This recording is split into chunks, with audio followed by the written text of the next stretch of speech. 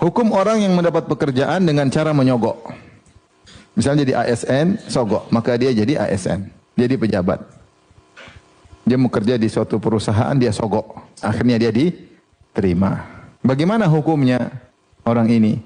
Jelas dia berdosa, jelas dia terlaknat. Yang nyogok dilaknat, yang menerima sogokan dilaknat, brokernya juga dilaknat. Tiga-tiga, ar-rashi wal murtashi wal ra'ish, tiga-tiganya dilaknat. Nah, kalau dia sudah kerja, terus dia sadar gimana ini hukumnya? Maka kondisi orang yang dapat pekerjaan dengan cara menyogok ada dua kondisi.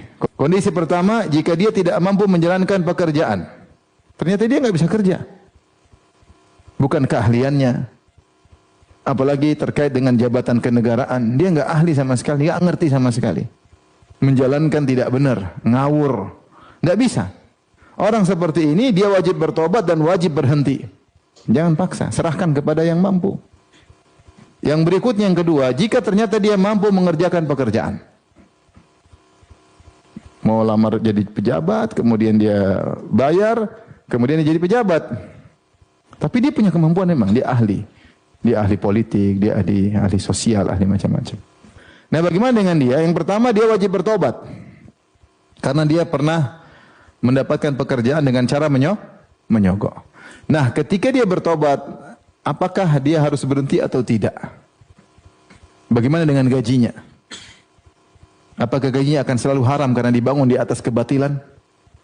Maka ada khilaf di kalangan para ulama. Sebenarnya mengatakan harus tetap berhenti karena mengambil hak orang lain. Harusnya yang kerja bukan dia.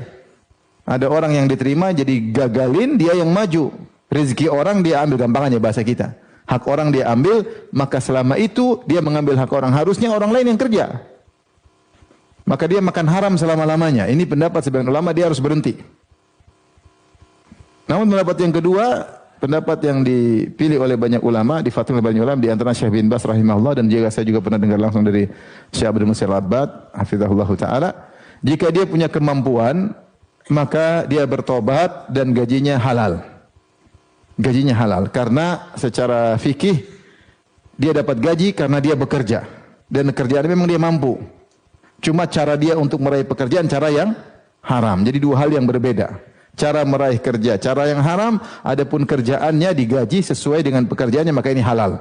Dengan syarat dia bertobat kepada Allah Subhanahu wa taala, yang difatwakan oleh banyak ulama di antaranya Syekh bin Baz rahimahullahu taala. Bertobat dan kerja yang baik.